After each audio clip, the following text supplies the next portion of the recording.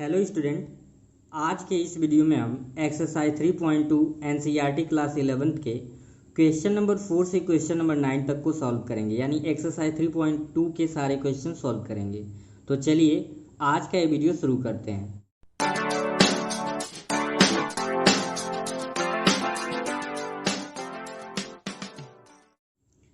Question number 4 था आपका, दी हुई आकृति समुच्चय P से Q का एक संबंध दर्शाती है। इस संबंध को पहले कह रहा है कि समुच्चय निर्माण रूप में लिखना है, फिर क्या कह रहा है कि रोस्टर रूप में लिखिए। इसके प्रांत व परिसर क्या है आपको, यानी इसका डोमेन और रेंज क्या था। तो ये आप देख सकते हैं, इमेज ऐसे बनाया हुआ है। P में एलिमेंट है 5, 6, 7 और Q में एलिमेंट है 3, 4, 5। तो पहला आपको बताना है इसको समुच्चय निर्माण रूप में। ये P और Q के बीच संबंध है। तो ध्यान दीजिए, 5 और 3 का डिफरेंट क्या आएगा, 2 आएगा। 6 में से 4 को सबट्रैक्ट करेंगे 2 आएगा। 7 में से 5 को सबट्रैक्ट करेंगे तो 2 आएगा। तो इसके रिलेशन को आप कैसे लिख सकते हैं, पहला जो होगा इसका रिलेशन हो जाएगा, आप इसे लिखेंगे x, y such that y equals to x minus 2, x belongs to P and आपका जो y बिलोंग्स टू किससे करेगा, Q से। ठीक है, ये आपका हो जाएगा पहले का समुच्चय निर्माण रूप। क्या कह रहा है, अब ध्यान दीजिए, अगर x की वैल्यू 5 रखेंगे तो 5 में से 2 सबट्रैक्ट करिए, दूसरा एलिमेंट आ गया 3। 6 में से 4 को सबट्रैक्ट करेंगे, यानी x की वैल्यू 6 रखेंगे और 6 में से 2 सबट्रैक्ट करेंगे तो 4। तो ये आपका क्या हो गया, समुच्चय निर्माण रूप। दूसरा क्या कह रहा है, दूसरा ये कह रहा है कि रोस्टर रूप में लिखिए, इसके प्रांत और परिसर निकालिए। तो रोस्टर रूप क्या होता है, रोस्टर रूप में इसके एलिमेंट को हम लिखते हैं। 5 पे हमको क्या मिल रहा है, 5 पे मिल रहा है 3। 6 पे क्या मिल रहा है, 6 पे मिल रहा है 4 एंड 7 पे क्या प्राप्त हो रहा है, 5 मिल रहा है। ये आपका क्या हो गया, रोस्टर फॉर्म हो गया। ठीक है, सिंपल सा है। ये आपका जो होता है x एलिमेंट और ये क्या हो जाएगा, y एलिमेंट। तो आपको पता है कि क्रमित युग्म जो होता है, जो ऑर्डर्ड पेयर होता है, उसका पहला जो अवयव होता है उसे क्या बोलते हैं, प्रांत बोलते हैं। तो प्रांत आपका क्या मिल जाएगा इस क्वेश्चन का, 5, 6, 7 एंड परिसर क्या होगा इसका, परिसर आपका हो जाएगा, यहाँ पे प्रांत 5, 6, 7 हो गया। परिसर क्रमित युग्म का दूसरा अवयव को हम क्या कहते हैं, परिसर। तो हो जाएगा 3, 6, 5। ये आपको सॉल्व करना था ऐसे इस क्वेश्चन को। क्वेश्चन नंबर 6 आपका है, रिलेशन यहाँ पे दिया है x, x plus 5 such that x belongs to 0, 1, 2, 3, 4, 5 द्वारा परिभाषित संबंध R के प्रांत और क्या लिखने हैं, परिसर लिखने हैं। तो सबसे पहले जो रिलेशन दिया हुआ था उसको लिख लिया गया। क्या है, रिलेशन x, x प्लस 5 इस प्रकार है कि x बिलोंग्स टू 0, 1, 2, 3, 4, 5।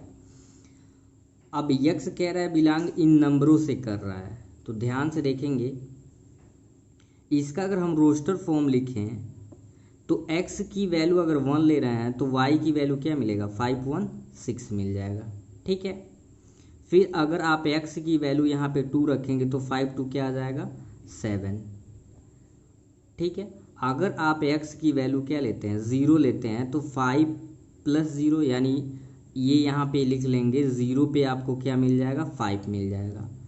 आगे अगर हम बात करें तो आगे क्या मिलेगा, 2 तक तो हो गया। जब 3 पुट करेंगे x की वैल्यू तो 5, 3 क्या हो जाएगा, 8, यानी 3 पे आपको क्या मिलेगा, 8।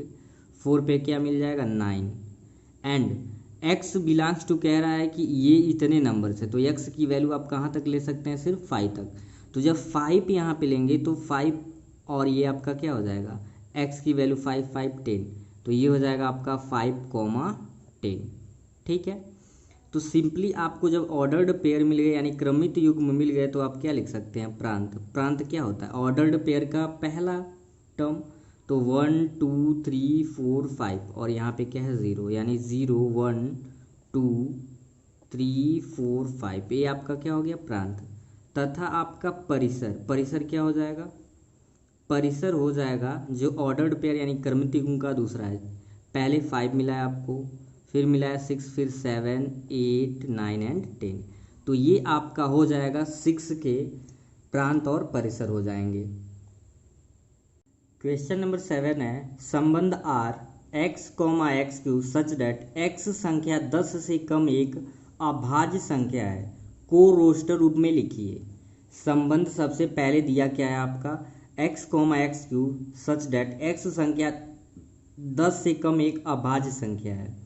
तो सबसे पहले 10 से कम अभाज्य संख्या आपके पास क्या है, 2, 3, 5 एंड 7, ये आपके क्या है अभाज्य संख्या है।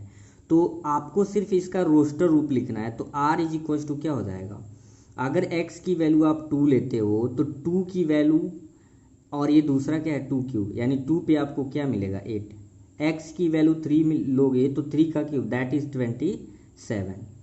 फिर अगर आप x की वैल्यू 5 लोगे तो ये हो जाएगा 125 एंड लास्ट आपका अगर 7 ले रहे हो तो ये हो जाएगा 343। ठीक है, अगर आपसे पूछता प्रांत तो बताते 2, 3, 5, 7 और परिसर 8, 27, 125 और 343 होता, लेकिन सिर्फ इसका क्या लिखना था, रोस्टर रूप ही लिखना था। क्वेश्चन नंबर 8 है, कह रहा है कि मान लीजिए कि ए एक समुच्चय दिया हुआ है एक्स वाई जेड और बी एक समुच्चय दिया हुआ है 1, 2। ए से बी के संबंधों की संख्या ज्ञात कीजिए। तो ए आपका दे दिया एक्स वाई जेड, बी क्या दिया है 1, 2। तो देयरफॉर अगर आप ए क्रॉस बी निकालें तो क्या आएगा, ए क्रॉस बी आपका आ जाएगा एक्स का 1 में पहले मल्टीप्लाई करेंगे तो x1, फिर क्या होगा x2, x से हो गया, फिर y से मल्टीप्लाई जब कर रहे हैं तो y1 एंड क्या हो जाएगा y2, फिर आप z से मल्टीप्लाई करेंगे z1 एंड क्या होगा z2। तो ये आपके a क्रॉस बी आ गया। इसलिए a क्रॉस बी में उप समुच्चयों की संख्या क्या होता है, फार्मूला होता है 2 टू द पावर n। यानी यहाँ पे सबसे पहले एक चीज़ और देख लेते हैं, एन ए क्रॉस बी कितना होगा, एन ए क्रॉस बी यानी ए क्रॉस बी में अवयवों की संख्या। तो 1 टू ए पूरा 1 एलिमेंट लिया जाता है, क्रॉस मल्टीप्लाई कर देंगे तो ये सारा क्या होगा एक एलिमेंट है। यहाँ पे ये तो सिंगल एलिमेंट है 1, 2, 3, ये एलिमेंट अगर ए में पूछा जाए तो 3, लेकिन ए क्रॉस बी में जब एलिमेंट की बात होगा तो ये ऑर्डर्ड पेयर को 1 एलिमेंट यानी 1, 2, 3, 4, 5, 6, तो ये आ गया 6। तो ए क्रॉस बी में उपसमुच्चय की संख्या 2 टू द पावर यानी 2 टू द पावर 6, ये कितना होगा आपका, ये हो जाएगा 64। तो इसलिए ए क्रॉस बी में संबंधों की जो संख्या होगी, संबंधों की संख्या वो कितनी होगी, ए क्रॉस बी में उपसमुच्चयों की संख्या जो कि क्या है 64। तो ये आपका इस क्वेश्चन का आंसर क्या हो जाएगा 64।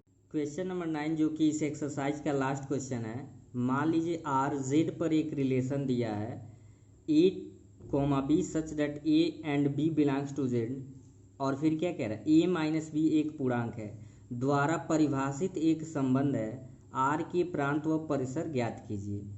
तो आर आपका समुच्चय इस प्रकार जेड के लिए है, जेड पर एक संबंध है तथा आर रिलेशन किस तरह से डिफाइन है, A comma B such that A belongs to Z, A और बी किससे संबंधित है जेड, ए माइनस बी एक क्या है पूर्णांक है, ए माइनस बी एक क्या है पूर्णांक है। तो यहाँ पे सिंपल सा लॉजिक है, जब ये क्या है ए बी बिलोंग्स टू क्या कह रहा है जेड, तो जब एक जेड को क्या बोलते हैं रैशनल नंबर बोलते हैं। तो एक रैशनल नंबर में से जब हम डिफरेंट निकालेंगे तो क्या मिलेगा, हमेशा एक रैशनल नंबर ही मिलेगा। तो इसका प्रांत भी जेड हो जाएगा और परिसर भी क्या होगा जेड होगा। तो आई होप आपको सारे क्वेश्चन अच्छे से समझ आ गए होंगे। आज के वीडियो में सिर्फ इतना ही, फिर मिलते हैं नेक्स्ट वीडियो में, तब तक के लिए थैंक यू।